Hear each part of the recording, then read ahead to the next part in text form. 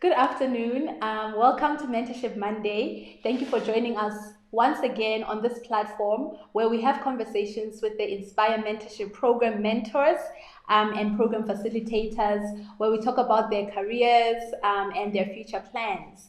So I'm really excited today to be hosting one of our amazing mentors in the program, who's also a sister, kind of.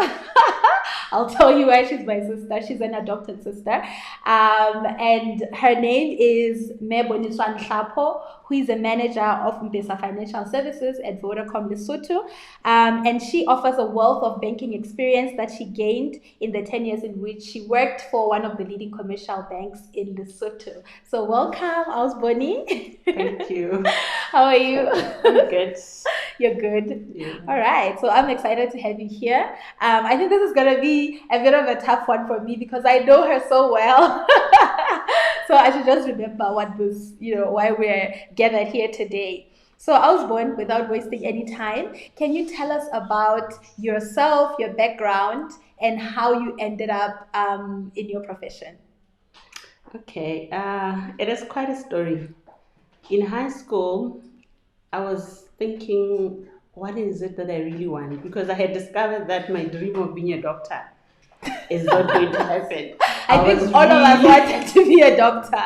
I was really scared of blood, so I had to find something else. But somehow my brother showed me, it was an interview for Tito Mboweni, and it sort of resonated with me so much that I thought, oh, I want my signature on that banknote. Hey. If Tito Mboweni can do it, I can do it. So that's where the journey started. So I researched into what is it that he did that I should do, and I looked into where I'm supposed to go. So I discovered that he actually went to National University of Lesotho. So it was very easy for me then. I knew that I just have to pass, get a first class, and then I'll go to university.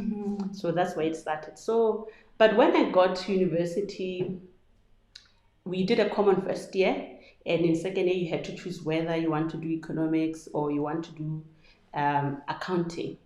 Somehow my heart wanted to do accounting, but then everybody said economics is hard. I was like, oh, I like the hard part.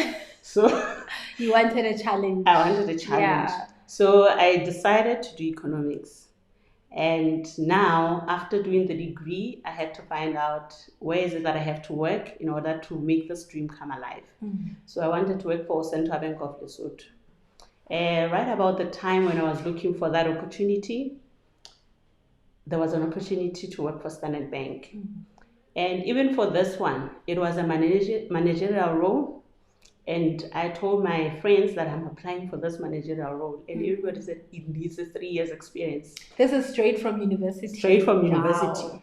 So I said, I'm applying for it. If they say no, they will say no. So I applied for that, and I was invited for an interview. Well, I didn't get the job. What was the role, if I may ask? It was actually two roles. The other one was a global market sales manager, and the other one was a transactional banking manager.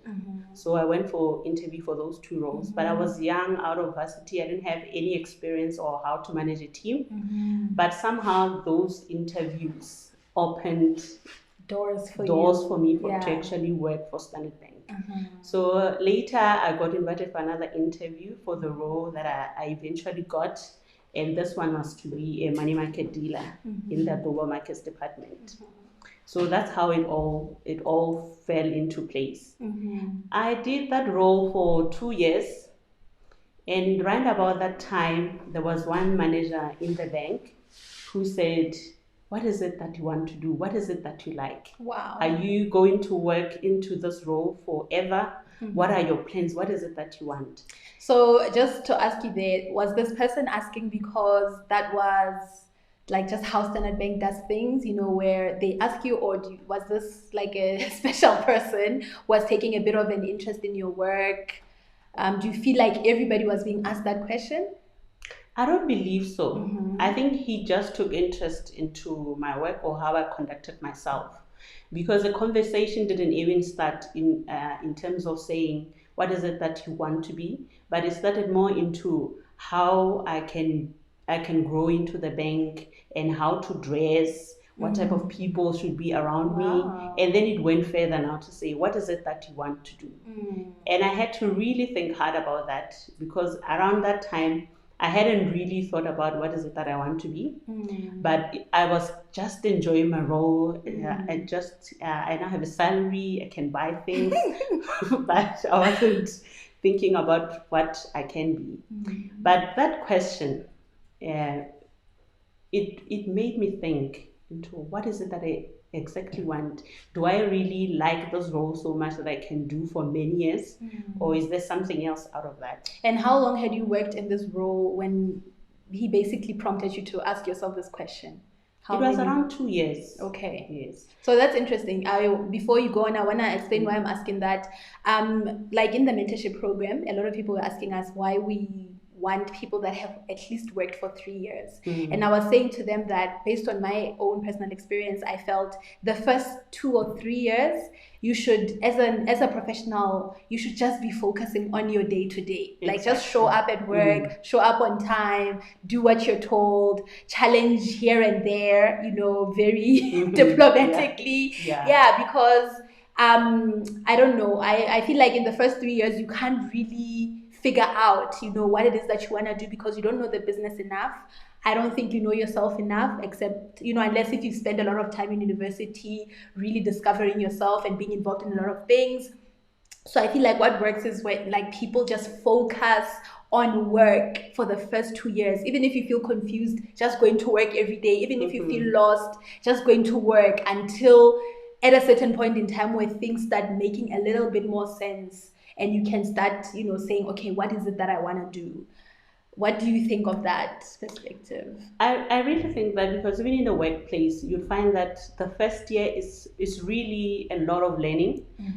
You are not even sure if you really know your role or what you're supposed to do, or the things that are supposed to be done on your role. So only after 2 years or so, then you start discovering that this is really what I'm interested in. These are the things, maybe I can do something else. So I really agree with the idea that around 3 years, that's when you probably have to think outside your role, or whether there's anything else that you want to do. Yeah.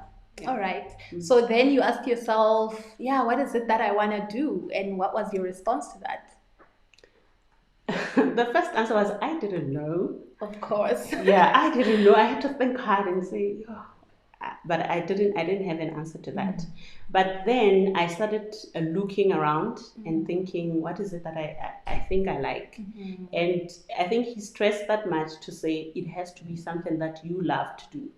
I've been working here for 20 years, and I realized that the past 10 years, the past 10 years, I've been doing something that I love. And I see the difference between when I started working and to the last 10 years that I'll probably go into retirement doing the specific role, but I'll still be enjoying every moment of it. And around about the same time, there was a vacancy. And this was an asset and liability management role. And I was asked whether I want to do it. And I said, I'll probably do it now. I'll see what is it all about. I didn't know anything about it. I didn't have an accounting background. It was assets, liabilities, and financial statements. I didn't know anything. So I literally had to learn how a bank's balance sheet looks like and what's expected of it. I probably know bookkeeping. Yes, I did accounting one, but that's where it ended. So there was a lot of learning in that role.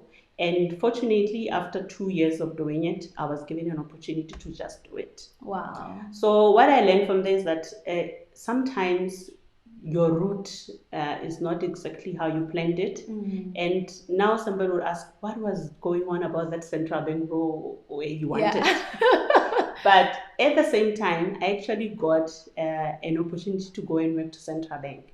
But at that time, I knew that I don't think it is what I want. It's a dream that I had, but I didn't know what it contains and what my heart will ultimately tell me. So I didn't take that. So I stayed with and I think Standard looking Bank. at where you are now, which we'll get to Vodacom, I mean, I was just commenting at how colorful she looks because I was born since she was at the National University of Lesotho. That's when I got to know you. You were studying with my cousin, Yeah. Makweda, yeah. And you guys were studying economics. And then when you went to work at Standard Bank, like you were just always dressed in blue. My uniform. Yes, and you just look serious, But I think now looking at you, at Vodacom, you have this colorful personality. Yeah. And so I think it makes sense that, you would go to CDL and say, this won't work out. Yeah. So just to take you back a little bit, you made a transition, man. You studied economics, you wanted to do accounting, but then you chose economics, and then you do this role that probably is more relevant for an economist, and then you change to something that it requires a bit more accounting background, and you were able to be successful in that role. I mean, you'll finish the story of what transpired after that, but you were successful in the role. Do you feel like the background in economics benefited you in any way, even though this was a role that still required you to go through the learning curve, of learning more accounting related stuff? How do you feel your background in economics prepared you for that role?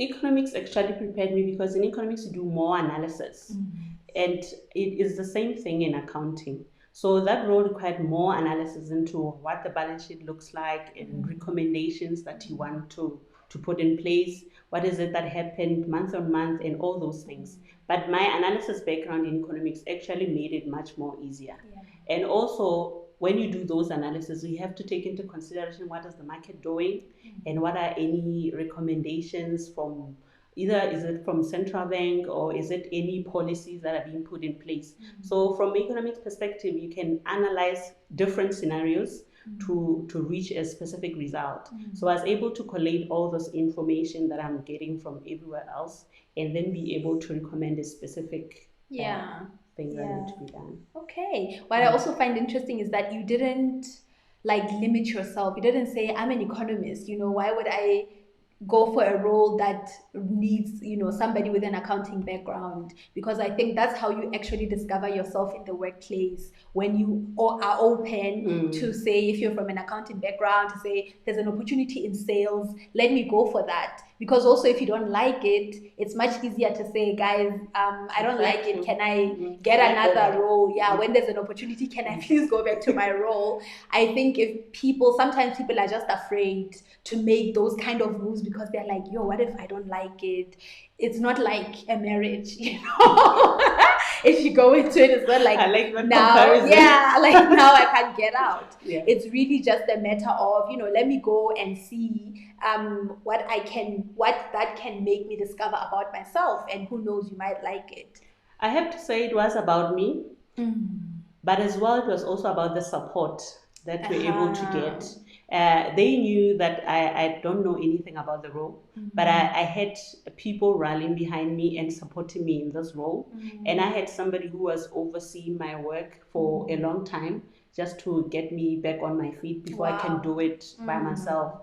So career guidance is not really, and development is not just about yourself. It's also about the workplace. When there are structures put in place for you to succeed, you are likely to succeed. Wow, I think that's such an important point. I remember going to some conversation, like a panel discussion, and there were a lot of older people there, and they were saying things like, yeah, nowadays these graduates are so lazy, they don't deliver.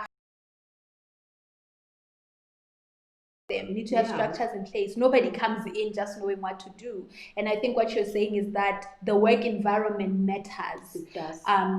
In how it influences how successful people become. And so I guess if there are any HR people listening, and in fact any managers or anybody in the workplace that is in a position to support someone else, just remember that, the success of that person depends on the kind of support that they're getting. Exactly. Wow. Yeah. So, then you were in this role. I was in this role, and I fell in love with the whole accounting thing and analysis. So this really prompted me to say, I can actually go further with this. I can do accounting. It really opens up so many things, so many questions that I had were answered in that. And you are able to, when you have I would say you have an overview of everything that is going on, so you are able to know more. So normally I'm an inquisitive person, but that really prompted me to do accounting. So I left work and went to study full time. Yeah. And my head of department at that time did not really get it, because he said, but you can still study while you're still working. But to be honest, I think at that time I also wanted to find more, not just to learn accounting basically from my role and being limited to that specific space. I also go to into full-time studying and then be able to explore the subject as it is.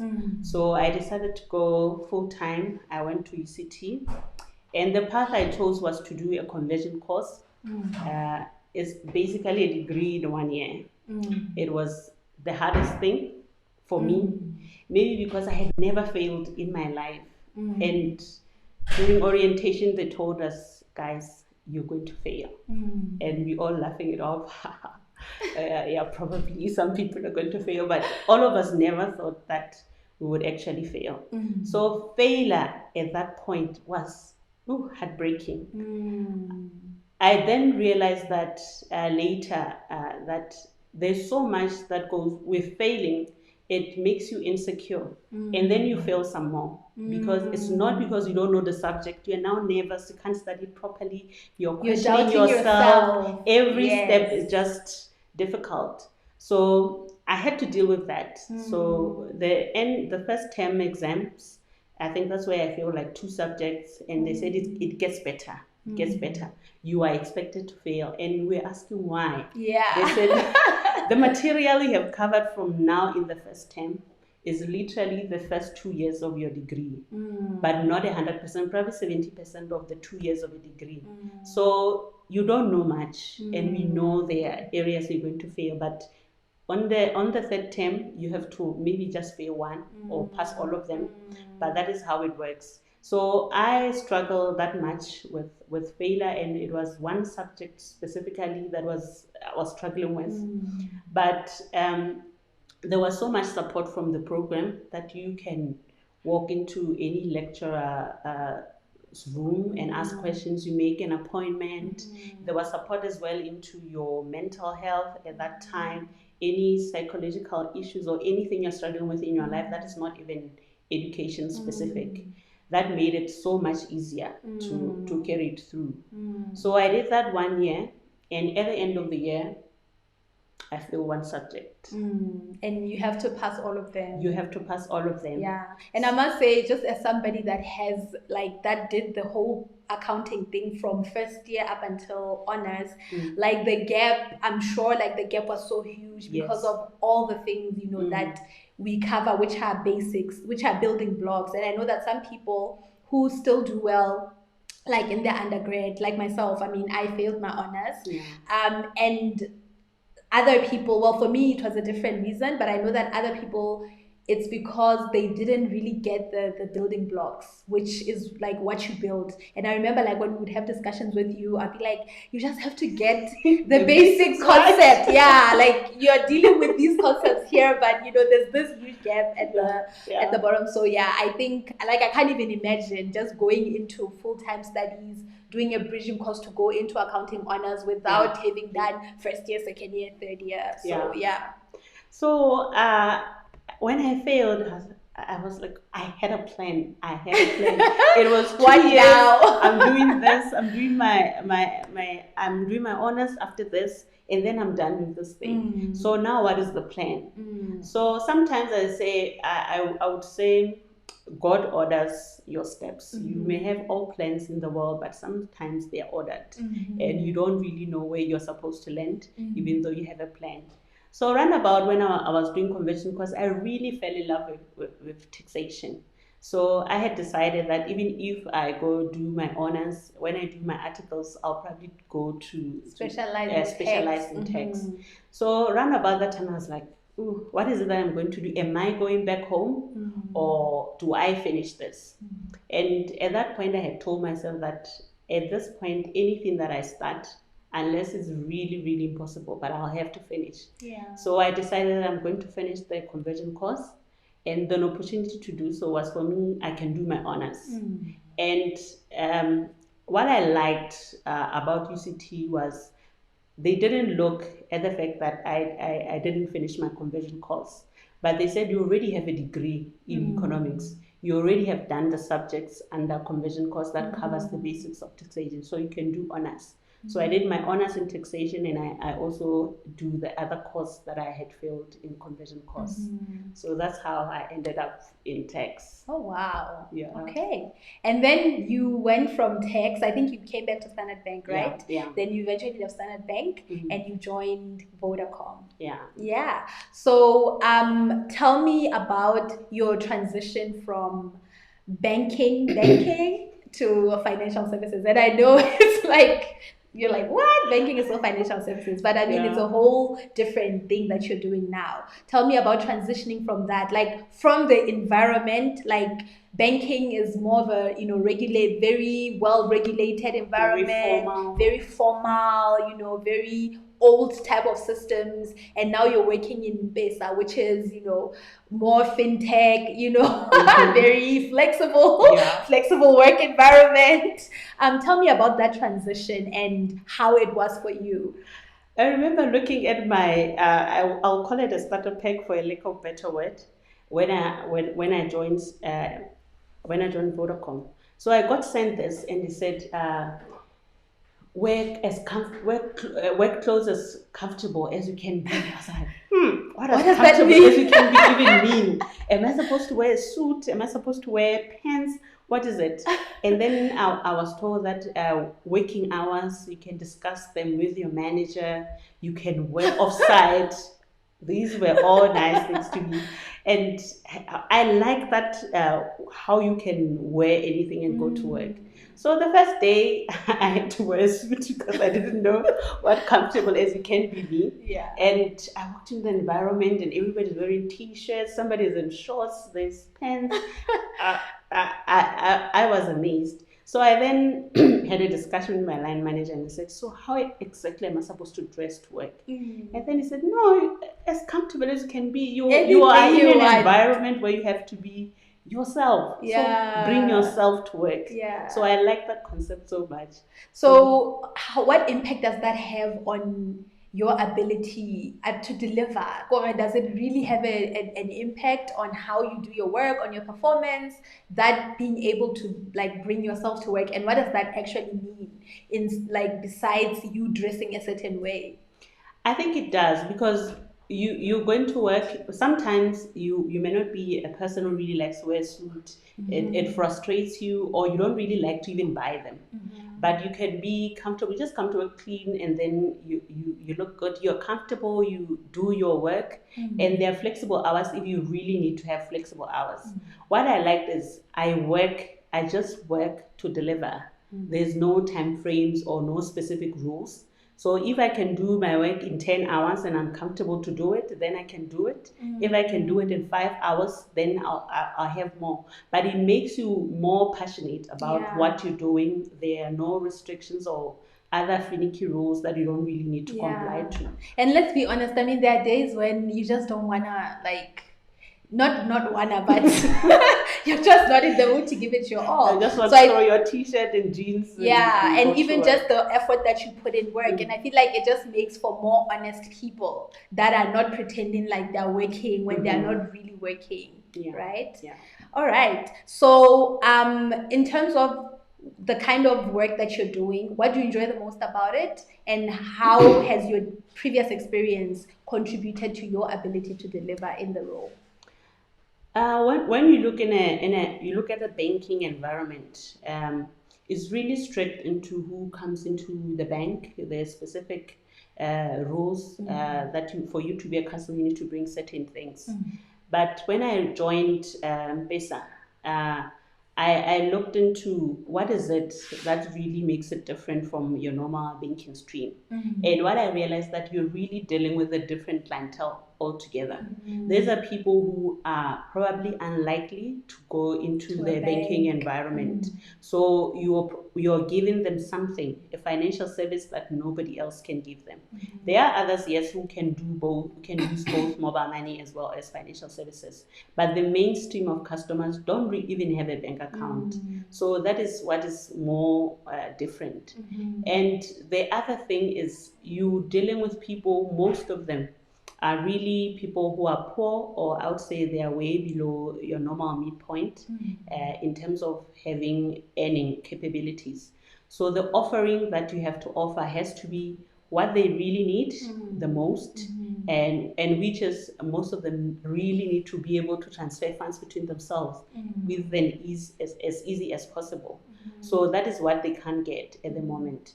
And also, what are their other needs? So you addressing all that. But what has been more rewarding in this is when a year ends, and then you look at where you have been from the previous year. We normally don't even look at how much revenue you have made, but it's more how many people's lives have been changed in that financial year. And that is more rewarding to us. And I mean, this is not how the average person thinks about M-Pesa, right? Like, I'm like, oh wow, this is so important. But it's quite interesting, like that you say mobile money is really contributing to financial inclusion. Yes. And if you look at other countries, like Kenya, where there's been such an intake, and I think even Zim, like EcoCash, has played such a big role there, where financial system has failed, people. And I think it's so interesting that you're bringing that perspective, that now you find your work is meaningful. It's meaningful. Yeah. So if you look at your past experience, we've spoken about the fact that as a person, you cannot predict where something will take you. And I think as all of us know from when we were growing up, it's like we are like, from when someone is 5 years old, you're already saying, oh, you know what I mean? So clearly, I mean, all our journeys, the different people that have been coming here are proof that you cannot predict, you just have to allow yourself to have experiences, bring yourself to those experiences.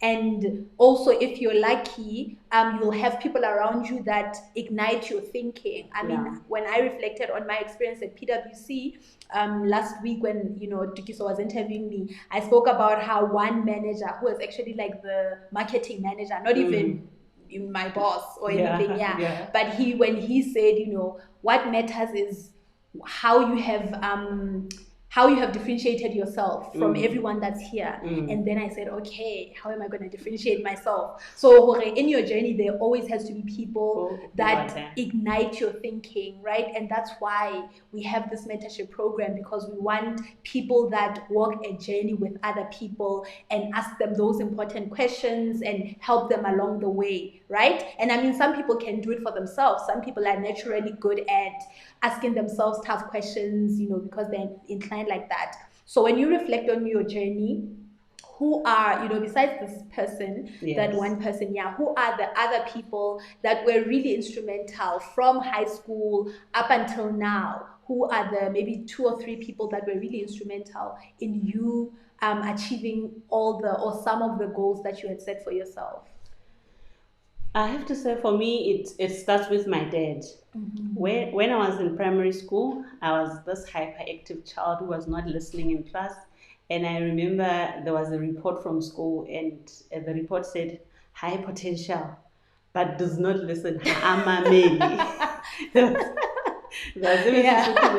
So my dad is really chilled. So he said me that we have conversations. He doesn't shout or do anything. You have conversation, you explain why you did something and all that. Even if it's a bad thing, you have to sit on the chair and explain why you did that. And then very rare. So he sat me down, and I was 7 years old. But he sat me down. I still remember the conversation. He sat me down, and then he said, "You're position 6. So what do you have to say?" I'm like, "I really did well." And then he said, "Why aren't you position 1?" Yeah. And I said, "Woo, how's the phokotsana? Phokotsana o bohlale. Ke yena fela ne pa ntho ka class." And then he said, so why aren't you Pokotan? Hey, what's key? What you know? What's so special about Pokotan? O ja dijo tse sa di jeng mo. What is it? And I'm like, she's my friend. He said, so what do you talk about? Why aren't you talking about how to be position one? And he said, I'll give you 3 years. 3 years, you have to be position That one. was very generous of him. Yeah. 3 years is a long time. Yeah, because I'm position 6. To go to 1, it's a lot. So I said, I'll give you 6 years. But if you do it in 1 year, there'll be a reward. And I said, but how do I do it? What is it? And then he said to me something that was profound, what to say, it is inside of you.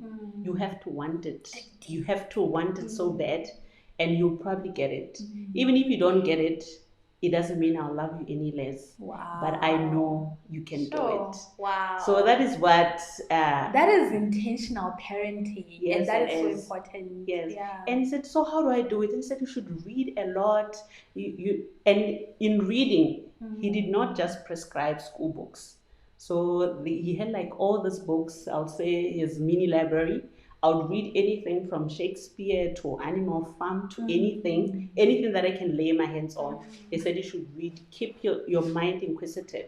So that's how it all started. So he would mentor me practically for all of my primary school. Wow. And I didn't get to position 1 after class 3.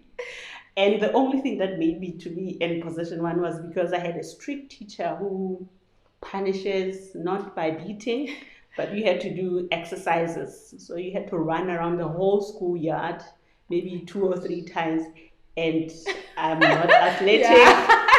So I had to shape up. But after that, there was one teacher in high school, who would have one-on-one conversations, and then he would really make me inquire into what is it that I want to do when I go into high school. I remember I had this idea that after high school I'll go to Machabeng, probably go to South Africa. But then when we were discussing with him what is it that I want to do, he said, but you don't have to go to Machabeng. So those are the people who really encourage me and try to find out what is it that I want to do, and just to check that I understand where exactly that I want to be. Wow. So the conversation was not even just about studies for her. It was how to be a powerful girl child. Yeah. That's what I loved more about her. It was everything from adolescence, about how to be a girl, moving on to womanhood, boys, everything. So she made a big impact into that. Wow. But going into workplace, as much as there's a manager that I talked about, one person who really made an impact for me into going for my dreams and what I want is Tatemopedi when I was in corporate banking. I don't even think I know his face, but I know his name. Like you told me so much about him and your journey, yes. with him, and So tell us more. Yeah. So he was a person. I would say he was a manager, but it went beyond. Like when he asked you, "How are you?" in the morning, it wasn't for you to say, I'm well. Yes, I'm well. So you'd say, and it's like, Mon, how are you? Yes. Yeah. Then the conversation has to move on from there. Yeah. So it will move from what is it that you want? Do you want to have kids? If you want to have kids, and what do you want him to assist you in the career that you want? So he would tell you the world is your oyster. But I'm just here to support you. Yeah. So anything that you want me to support you, I'm here. Yeah. And he would celebrate the small successes that you do at a workplace. They were celebrated like it was a big thing. Wow. And your failures, he would share them. Or you talk one-to-one and tells us what you have to. And it was always improvements, not that you have failed. Yes. This is what you need to improve on. Wow. So that's so powerful. And as you're talking, there are 2 things I'm thinking about. One is that as a person, you need to sort of be conscious of people that are trying to help you, that are taking an interest in you. Because I'm thinking, sometimes when you ask somebody, how are you? How's your life?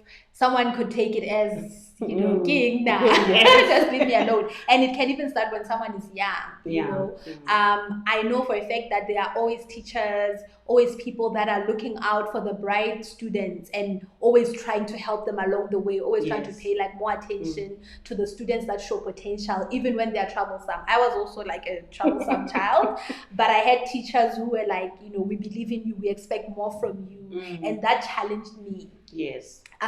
Then secondly, it's that not only does it matter that you have people that support you, but now I think as professionals, what we can talk about is what are we doing to support others in the workplace. There are some people, as you know, that are like a hindrance to other people's success. It's like they go to work just to be a pain in other people's back. But now I'm thinking that it's so important that as professionals, we go to work with the intention of helping other people achieve their potential.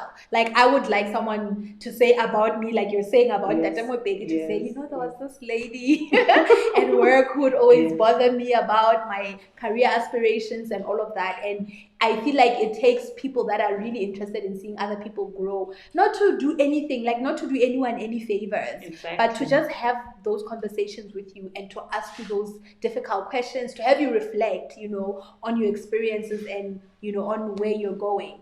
And I think that's the opportunity that you have in the mentorship program. So can you tell us about that? Why are you part of the mentorship program, and why you think, or what role you think you're playing, in the lives of the mentees? Okay, with the mentorship program, it's more about giving of myself. When I was in Cape Town, I volunteered for a program where we were teaching maths and English to a school in Guguletu. It was an under-province school, so we'd go there on Saturday to teach them maths and English. And that's when we realized that it went beyond just teaching. So it was, they would come in, those kids with big goals and all that, and they'll ask you, what is it that, how can I do this, what can I do that? And it also went further into the life stories and everything. So when you said there's a mentorship program, would you like to be part of? For a second, did I even ask you? I think I was just like, you're gonna be a mentor. and I knew you expected a yes. Yes. At first I was like, can I really mentor someone? But eventually I said, you know what, we are always busy in our lives, and you just have to create time.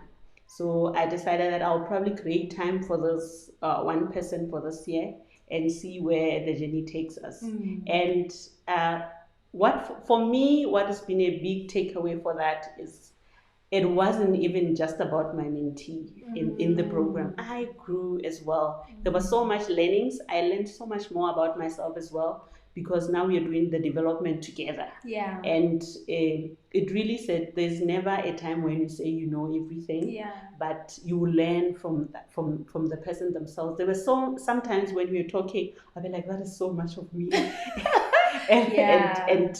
But I had to refrain from saying that is so much of me. It's not me. But then we have to take the conversation further. So that is what it has meant to me, that some of what I've learned, my experiences, I can share with someone and help them to be better than they ever be. Yeah. Okay, cool. So just the last part around that, what would you say, like you spoke about, how busy you were and how you had to obviously shift your life. I mean, you have 2 kids, 3, you have a lot. You have a very big family. Yes, you have a lot of people that you're responsible for, and you have this job, and you've also gone into business. You have a few ventures here and there. Yes. So how did you shift, your life to accommodate playing a role in someone else's life? And what are some of the accommodations you had to do, and what kept you committed? When you have a young kid, because for me, when this mentorship program started, my youngest was a few months old, and we know that as mothers, you go to work and you're leaving a little part of you at home. Eish. So That feeling, guys. so most of the time, when you are done with work, or you are always looking forward to going home. But now there's this person that we also have to schedule to have appointments, to talk as well. So it meant there's that time away from my kids that I'll have to put aside on that, and it was really worthwhile for me. Even though at times it was difficult to arrange both our calendars around the same time that we can be able to meet. But what I realized that is that the person that you're mentoring, almost all the goals that they want, somehow they become yours as well. You want them to succeed. You have an interest in their success. Yes, you're interested in that. It's your action item as well. Yeah. So that's what made me kept me committed. Wow, that is so interesting. And I think what you're saying around like knowing that you have something to contribute to this person's life and say, I don't know, they are my kid as well. So tell me more about you being a professional and a mom, right? I read this book called Lean In a long time ago, actually, by Sheryl Sandberg. And in Lean In, she spoke about how a lot of women make decisions, like let's say you're in your 20s and you get offered a job and you start thinking, what if I take this job and then I get married and then I have kids and then okay, no, I'm not gonna take it. And so what I want to know is that from way back, like you have such a big family, I can't even believe it. Like this is not the Bonnie that I know, right? You're just like a whole different person, a mom and everything. How did you make choices around your career and your family? For me, well, I didn't want to have kids at first. I was so sure that no, I don't want to have kids. Yeah. And later on, I realized that it was probably around the time because I like to arrange my finances in a specific way. So I said, I have worked so hard to achieve this, and who's going to reap the benefits? Will I leave this? And before that, I said, even if I die, I'll just leave it to some charity and they can do that. But later on, I said, But the question that provoked me is a friend of mine, Makwina, who has said, it's like, you don't know what you're missing, my friend. I can see her. It's like, there's a different type of contentment and love that I would like to, I would actually love you to have. You have to have it. So that is the one thing that made me think about having kids later. But for me, it wasn't about having kids early. I felt I needed to explore my career. If I need to go outside of the country, I will need to do that without having kids tying me down. And only later I realized that I can have kids and actually have it all. Yeah. It was actually a conversation I had with someone who was a pension administrator at Standard Bank. And she was saying she's actually thankful that she had kids at an early age. And I said, you were probably the first person to say that. Why? Then we explored the conversation. I realized, he said, no, they don't really tie you down. I don't know. It's people in their minds. You can work everywhere. If you have a kid, you just take them with. I don't know why women think like that. Yeah. So that sort of changed my mind. And I had my boy right after I came back from university. And when I joined Vodacom, I had my little baby girl as well. Yeah. Yes. Wow. What's interesting, or something I can relate to, is definitely that feeling that changes your life. And I always describe it that, I've always been a driven person. Like I was just always a hard worker. But when I had a child, it's like that hard work and that, like it now had a purpose. Like I'm more thoughtful around, am I gonna leave a job or am I gonna take a job? Whereas in the past I was like a bit of a loose cannon, like I just did whatever I want, you know. I just did whatever I want whenever I want. But now I feel like I can see where my hard work is gonna go. And one thought I remember after I had a child, probably like within a month, I was like, why didn't I have a child at 21? Exactly. Because it feels like I've wasted so much of my life running after boys, you know, just making the wrong decisions, you know, around anything, money, blah, blah, blah. And I felt like if I had a child earlier, I would have been more serious about my life and more non-tolerating of nonsense, basically. So I think, like you say, it's such a misconception that you can't have kids and have a career. Obviously, I think you need a support structure. Do you feel like you have a support structure? What kind of support structure do you have that allows you to still like pursue a career? And I mean, one of them is probably that you work in a very flexible company. What other things do you think are support structures that women can have and tap into when they're now thinking of building families? I realized for me, I've always heard of maternity leave, and it was just in passing. But when I had a baby, I felt like I appreciated my employer more. Yes. That I am able to go away for a few months to take care of the baby, and I'm still getting a full salary. Yeah. That made me appreciate my work so much more, because I realized that some other women in other industries don't even have the privilege. So the support structure at work really helps a lot. And after you go back to work, you now have a few hours to go and breastfeed or to take care of the baby.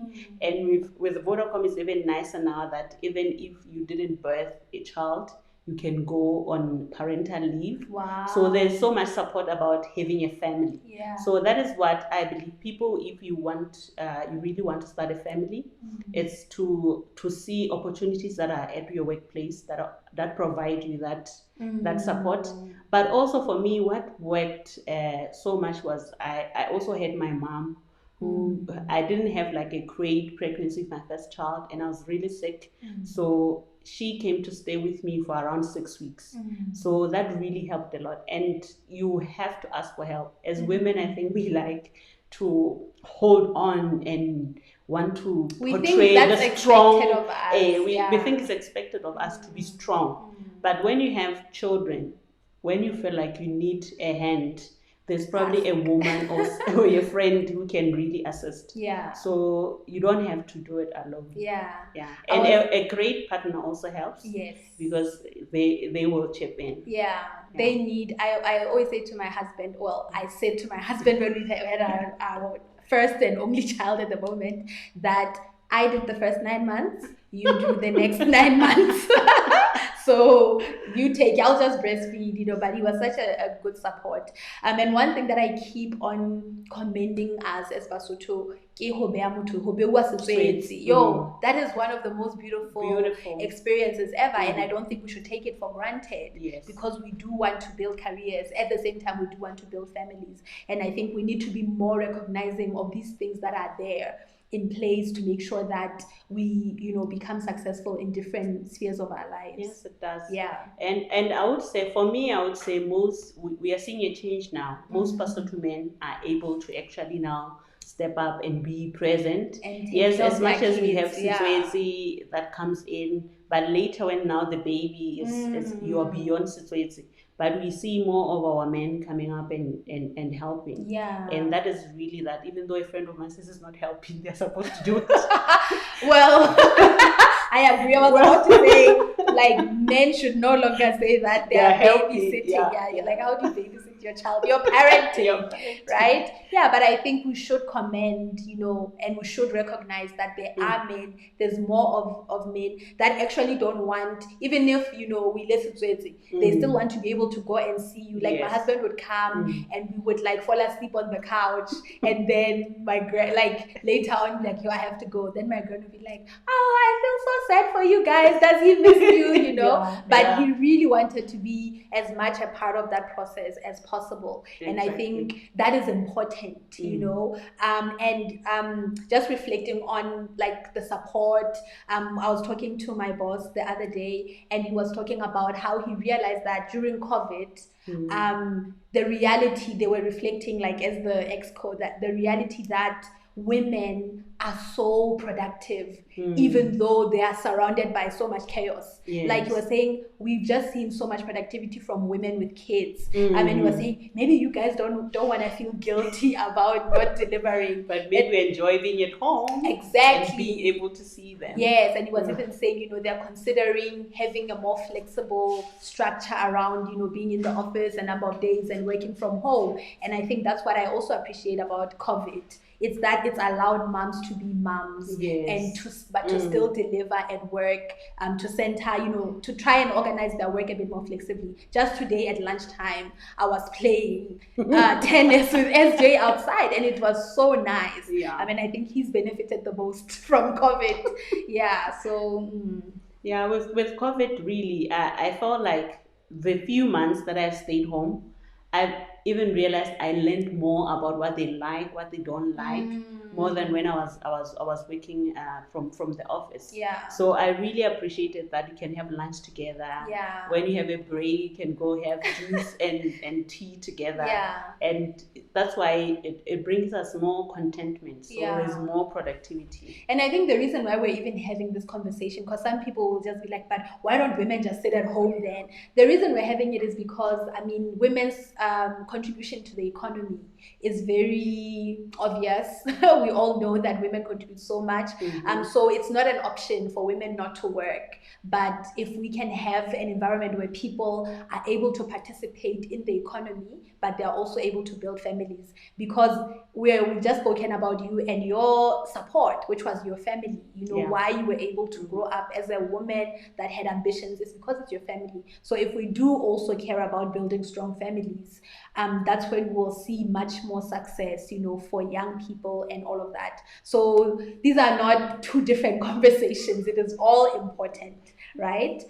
So the last set of questions will be around how you keep up to date. I mean, you're working in a sector where every other day, I just saw the other day that you guys have a competitor in the market. There's a new payment system that's in the market. And this is just in Lesotho. I mean, the fintech space that you're playing in, or the mobile money space that you're playing in, always has new developments every single day. So how do you as a professional keep relevant? How do you make sure that you are always on top of things, you're able to be competitive, and you're able to deliver in your demanding role?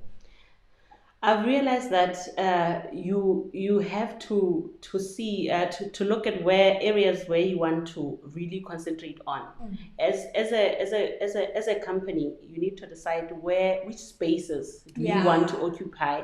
So what are we interested in? Because there's so much going around. We probably want to do one thing and the other, but with a proper strategy, you know exactly the areas that you look into. But what's been more resourceful for me, because when I got into Vodacom, there were a lot of acronyms that I could not understand, and it was which were like acronyms from the industry. Yeah, from the industry. So you'll be in a meeting and you didn't really understand.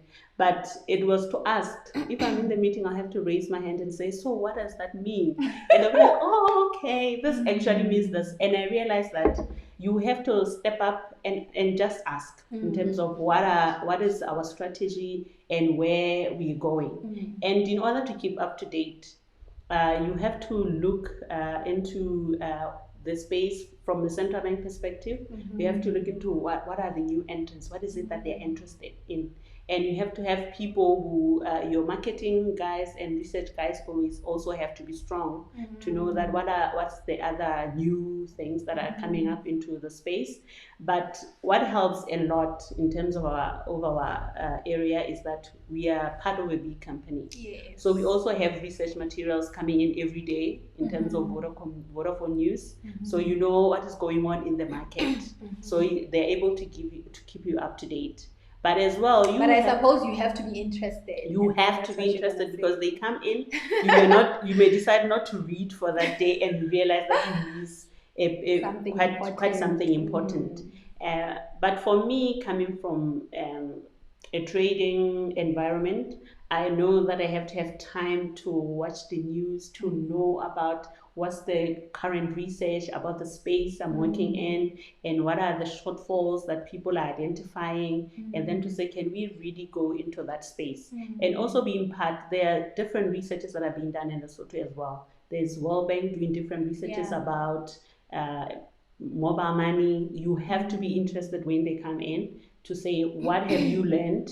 Even though they're asking questions from a Vodacom perspective, but you have to say, what have you learned from the space that we work in, and really be interested. That's where you find that it's not a survey, but it's more of a conversation. And there's so much that they have done because they are really specific into what you are doing.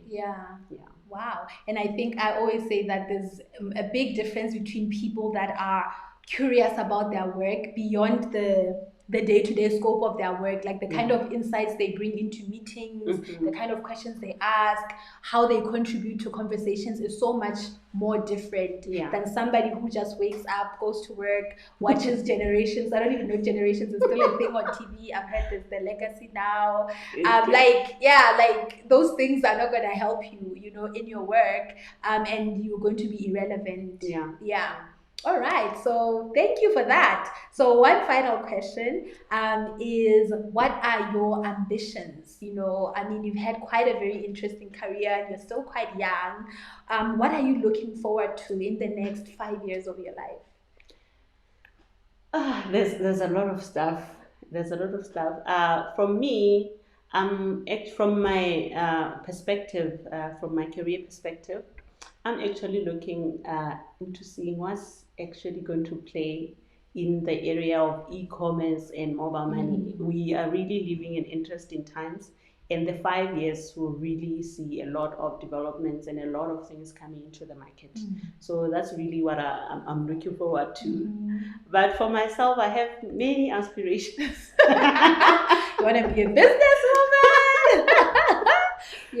So eventually, yes, I have my own side businesses. So I would like to see myself taking more space into that. I realize that when you're looking for jobs or any other invitations to do something, they're really encouraging us women to step up. So I'd really to focus more on it. This is the best time to be a woman. And to actually do that. So it's actually the best time to be a woman. So that's what I want to develop more. Wow. Thank you so much. This was like surprisingly amazing conversation because I thought I know you so much. So I thought, what could I possibly learn? But I've learned so much, there's so much depth, I think, to you, and there's so much wealth of experience that you bring. And I think there are so many gems that people can learn from this conversation. And I'm excited to host you again. I will definitely keep on bullying you to be part of, these initiatives. So guys, thank you so much for joining us. This was once again an amazing conversation of many gems shared. Please do share this with your friends, with your colleagues. Let's keep on building ourselves as young professionals. Let's keep seeking out mentorship. If you're a professional that has some experience, do go out and seek people that you can mentor and that you can invest in. And do tune in again next week as we discuss mentorship and professional development with your host, Likeleli Monyamane. Thank you so much. Bye.